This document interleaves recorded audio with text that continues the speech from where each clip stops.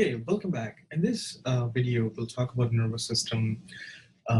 Specifically, the outcomes for today would be to talk about the different types of neurons and also talk about the difference between a neuron and a nerve. Then we'll discuss, we'll talk about nervous system in general. So coming to types of neurons,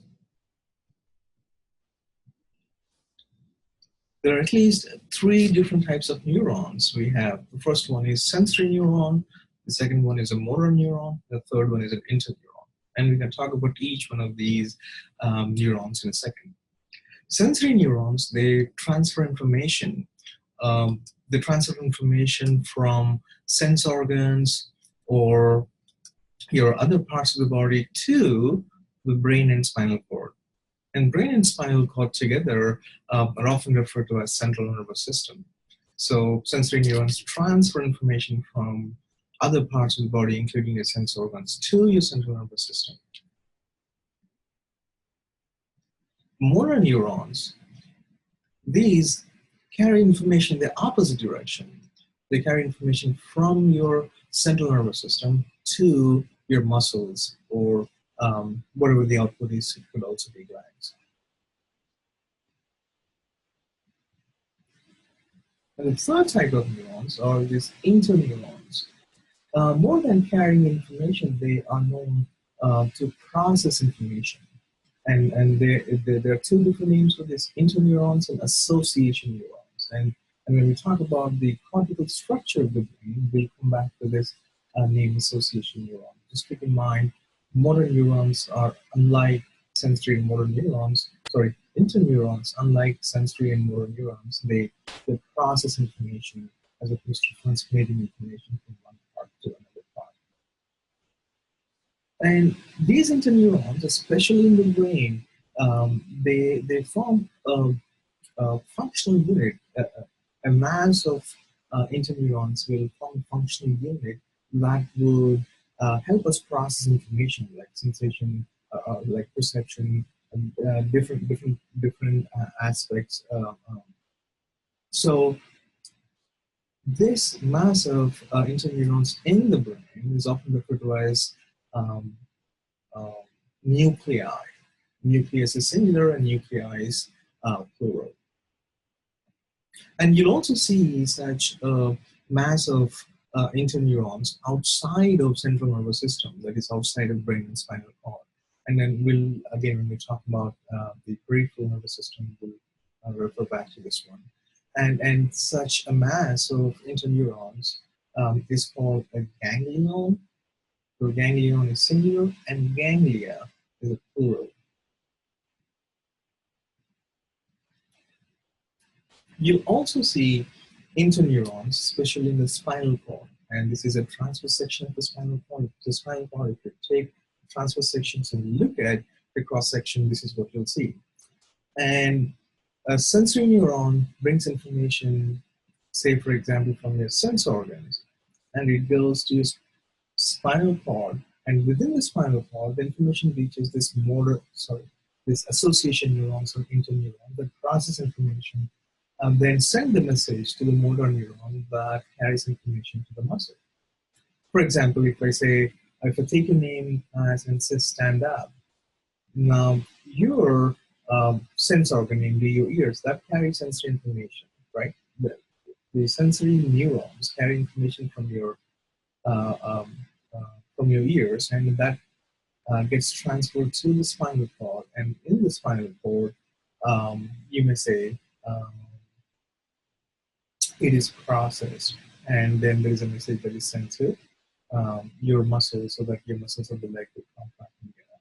Now, information can go from the sensory neuron back to the brain, okay? Then the information can come back to the motor neuron.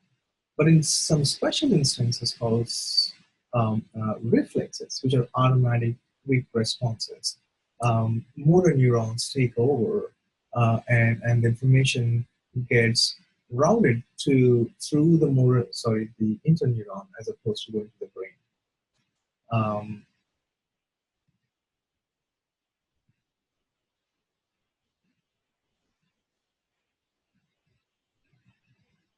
Now, a quick question: what type of neurons are responsible for perception? If you remember, we said that perception is a mental process, right? And any processing work is done by an interneuron association. Now let's come back to the second question. What is a nerve?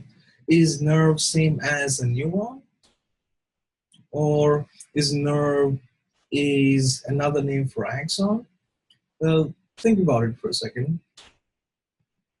Do you know the difference between the two? Well, here's the difference. A neuron is a nerve cell. It has a cell body, axon, and dendrites, right? Now, a nerve, so a neuron has just one axon. Now, when you say a nerve, it is a bundle of several axons. A bundle of several axons. So you can say axons here, so they're all connected. And this bundle, it's more like a cable wire. If you cut a cable wire, then you'll see smaller cable wires within, right? And this whole bundle of axons will act as one unit, a wire that carries information, and that's called nerve. In fact, a nerve will have a nerve has its own connective tissue, its own blood supply. If you remember from the last chapter when we talked about sensation, we looked at vision. Remember we said there is a blind spot called optic disc, and that's the area where the axons, right, go out of the eye to form optic nerve, right? So that's what we're saying. A nerve is a bundle of axons. And just guess, if a nerve is a bundle of axons, an axon is a part of a neuron, and there are, at least for our purposes, two types of neurons. So forget about interneuron for a second, sensory neuron and motor neuron. So a nerve can be a bundle of sensory axons, or it can be a bundle of motor axons. So if it is a bundle of sensory axons, then it's a sensory nerve. If it's a bundle of all motor neurons, axons of motor neurons, then it's a motor nerve. So a sensory nerve transfers information from your sense organs and other parts of the body to central nervous system. Whereas a motor neuron, a motor nerve, it carries information from your central nervous system to the effectors like muscles and glands. Also, I would like to say that some neurons, some nerves act both as sensory and motor nerves because of because they have both the types of axons in them, and such nerves are called mixed nerves.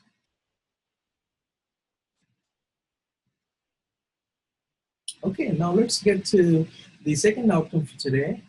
That is the nervous system.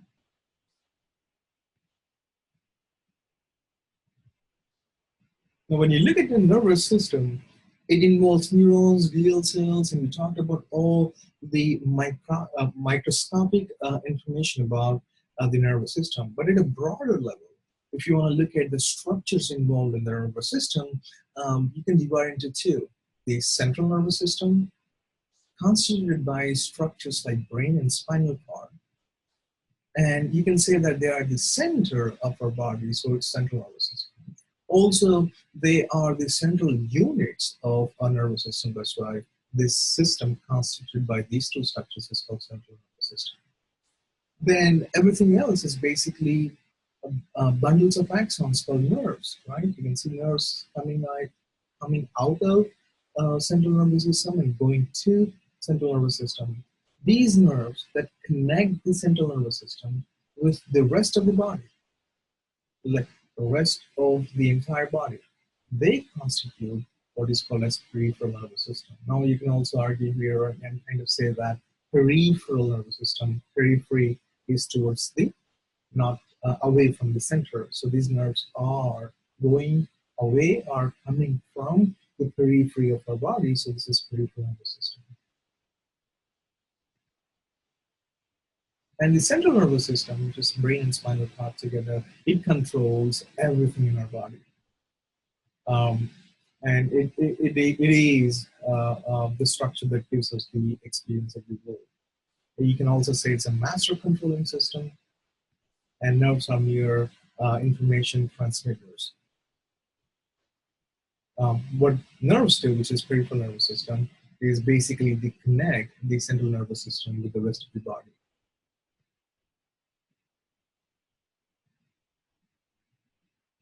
Now, this is a handout that should be available online, and I hope you fill the blanks before you actually are looking at it now. If not, stop this video, go back to the handout, try to fill as many blanks as you can on your own, then come back and resume watching this video. Now, if you look at the what we have discussed so far, we said nervous system. We can classify nervous system into two types: central nervous system and peripheral nervous system. Central nervous system is constituted by the brain and spinal cord, and the peripheral nervous system is constituted by the nerves, that is, nerves coming out of or going to the central nervous system.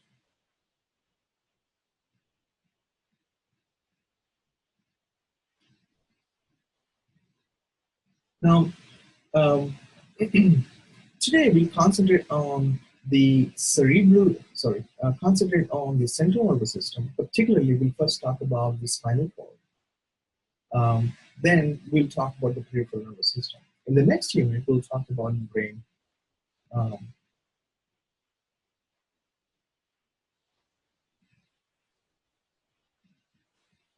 The central nervous system is constituted by the brain and the spinal cord. As you can see, the brain, we will talk in detail about the structure of the brain, and I just want to say that the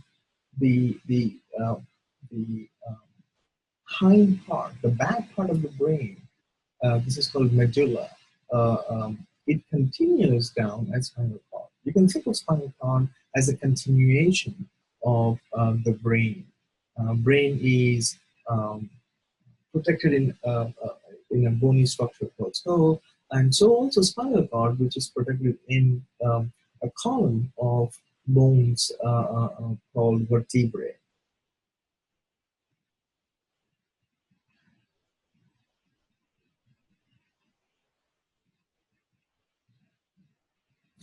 Now, as I said, spinal cord is an extension, and then we'll talk about what it means by an extension. It's basically a column of nerves. It's a column of nerves, and these nerves either carry information from brain through the spinal cord to other parts of the body, or from information from other parts of the body through the spinal cord to the brain. So these are like connections. They form connections. They connect the brain with the rest of the body through peripheral nerves. So what are the functions of the spinal cord? Number one, it connects the brain with the peripheral nervous system, as we just discussed. Number two, it controls spinal reflexes. As I said earlier, a reflex is an immediate automatic response to a stimulus. So if you touch a hot body, you won't wait and say, okay, let me see. It seems to be hard. I should probably take my hand out, otherwise it's going to burn. You don't, right? You quickly take your hand out. That's one reflex action, a quick automatic response to certain, especially harmful stimuli. And we are hardwired with these reflexes. And spinal cord plays some specific, spinal cord is responsible for specific quick reactions in the body, and we call them spinal reflexes. And there are two spinal reflexes that I would like to address today. Number one is this withdrawal reflex that I was referring to earlier. When you touch a hot body, you take your hand off, right? If you think about it, the skin of your hand, which has sensory receptors that carry information through sensory nerves to your spinal cord. And in your spinal cord, this sensory information, instead of going to the brain up the column of your spinal cord, it actually gets processed here, right here in the spinal cord. That special neuron, what is it called? It's the interneuron.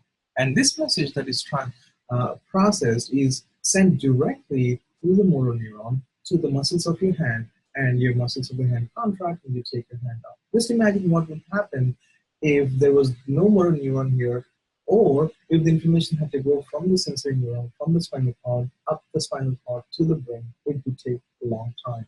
The spinal cord is kind of helping us or protecting us from such unexpected stimuli, and it's because of motor neurons. Sometimes you'll also have spinal reflexes where there are no interneurons, but still you'll see a spinal reflex. For example, a knee-jerk reflex. The knee-jerk reflex, if you happen to go to a doctor, you know, he'll do this check on you, and he actually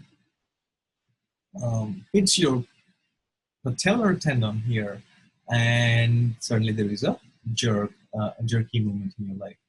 Now here, the sensory information from this tendon, it actually goes to your spinal cord, and instead of information being sent to the brain or information being processed by your interneuron, which there isn't one, so the information is directly sent through your motor neuron to your muscles. It will contract and you see a reflex. So a quick note here, so there is an interneuron that is involved in withdrawal reflex, but there is no interneuron involved in the knee-jerk reflex. Again, we're talking about the functions of spinal cord, and one of the functions of spinal cord is to control spinal reflexes.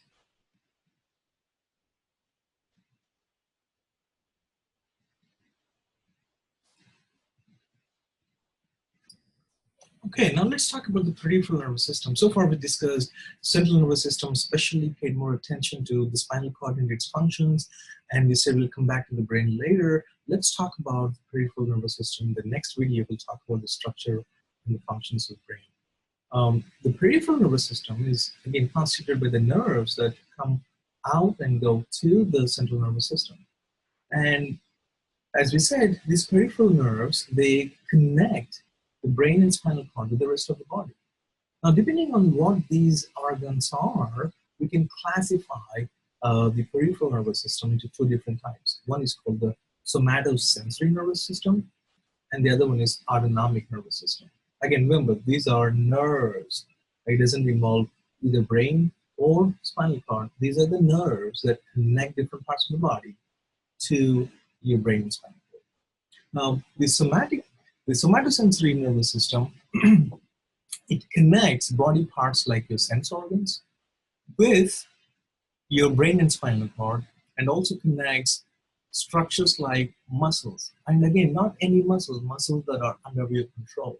For example, there are muscles that are not under your control. Like, for example, if I ask you to stop breathing, well, you can stop breathing, but can you let your lungs stop functioning? Or can you ask your heart voluntarily to stop contracting? You can do that. You don't have control over it, right? Well, we're not talking about such muscles. Such muscles are called soft muscles or non-striated muscles. Here, these muscles are striated muscles. These are voluntary muscles, muscles that are under our control. Like, so raise your hand. The muscle contracts and you raise your hand, right?